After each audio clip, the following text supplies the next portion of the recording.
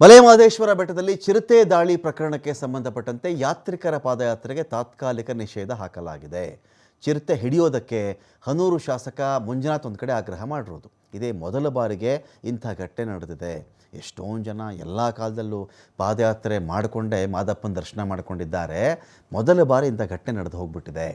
ಚಿರತೆ ಈ ಥರ ದಾಳಿ ಮಾಡಿ ಮನುಷ್ಯನನ್ನು ಆಹಾರಕ್ಕಲ್ಲದೆ ಕೊಂದು ಹಾಕ್ಬಿಟ್ಟಿದೆ. ಇಲ್ಲಿ ಆಹಾರಕ್ಕಲ್ಲ, ಮನುಷ್ಯನ ತಿಂದುಬಿಟ್ಟಿಲ್ಲ, ಅದು ಕೊಂದಿದೆ ಅಷ್ಟೇ. ಸೊ ಇಂಥ ಘಟನೆ ನಡೆದು ಬಿಟ್ಟಿದೆ. ಈಗಾಗಲೇ ಅರಣ್ಯ ಇಲಾಖೆಯೊಂದಿಗೆ ಚರ್ಚೆ ಮಾಡಿದ್ದೀನಿ. ಅರಣ್ಯ ಇಲಾಖೆ ಅಧಿಕಾರಿಗಳ ನಿರ್ಲಕ್ಷ್ಯ ಕೂಡ ಕಾರಣ ಅಂತ ಕಾಣಿಸ್ತಾ ಇದೆ. ಚಿರತೆಯನ್ನು ಸೆರೆ ಹಿಡಿಯಿರಿ ಅಂತ ಈಗಾಗಲೇ ಹೇಳಿಬಿಟ್ಟಿದ್ದೀನಿ. ಪಾದಯಾತ್ರೆ ಮಾಡ್ತಕ್ಕಂಥ ಜನ ಭಯಭೀತರಾಗಿಬಿಟ್ಟಿದ್ದಾರೆ. ಅರಣ್ಯ ಇಲಾಖೆ ಅಧಿಕಾರಿಗಳು ಕೂಡ ಗಮನ ಕೊಡಬೇಕು ಅಂತ ಶಾಸಕ ಒಂದು ಕಡೆ ಕೇಳ್ಕೊಂಡಿರೋದು. ಇಲ್ಲಿ ಏನಾಗ್ತಾ ಇದೆ ನಮ್ಮಲ್ಲಿ, ಈಗ ಹುಲಿ ಯಾವುದೋ ಪ್ರಾಣಿ ತಿಂದುಬಿಡ್ತು, ಕೆಲವು ದಾಳಿ ಮಾಡ್ತಾ ಇದೆ ಅಂದ ತಕ್ಷಣ ಸಫಾರಿ ಬಂದ್ ಮಾಡಿಬಿಡಿ. ಸಫಾರಿ ನಡೀತಾ ಇದೆಯಲ್ಲ, ಆ ಸಫಾರಿ ನಡೀತಿರೋದಕ್ಕೆ ಅಲ್ಲಿಂದ ಲೈಟ್ಗಳ ಬೆಳಕಿಂದ ಗಾಬರಿಗೊಂಡು ಹುಲಿಗಳೆಲ್ಲ ಹಳ್ಳಿ ಕಡೆ ಬಂದು ಜನ ಸಾಯಿಸ್ಬಿಡ್ತಿದೆ ಅಂತೇಳಿ ಈ ಒಂದು ವರದಿ ಇದೆಯಲ್ಲ, ಈ ಒಂದು ವಿಧಾನ ಇದೆಯಲ್ಲ, ಇದನ್ನು ನೀವು ಬಹುತೇಕ ವನ್ಯಜೀವಿ ತಜ್ಞರು ಇದನ್ನು ಒಪ್ಪಲ್ಲ. ಎಗ್ರಿ, ಸಫಾರಿಗೆ ಹೋದಾಗ ಸ್ವಲ್ಪ ಪ್ರಾಣಿಗಳು ವಿಚಲಿತ ಆಗಬಹುದು, ಅದು ಇದು ಅಂಥೇಳಿ. ಸಫಾರಿಗೆ ಹೋದ ತಕ್ಷಣವೇ ಪ್ರಾಣಿಗಳು ಈ ಥರ ವಿಚಲಿತ ಆಗಿಬಿಟ್ಟು ದಾಳಿ ಮಾಡಲೇಬೇಕು ಅನ್ನೋದಾಗ್ಬಿಟ್ರೆ ಅರಣ್ಯದ ಮೇಲೆ ಅವುಗಳ ಅವಲಂಬನೆ ಹೊರಟು ಹೋಗಿ ಎಲ್ಲ ಹಳ್ಳಿ ಪಕ್ಕದಲ್ಲೇ ವಾಸ ಮಾಡಬೇಕವು. ನಿಜ ಅಲ್ವಾ?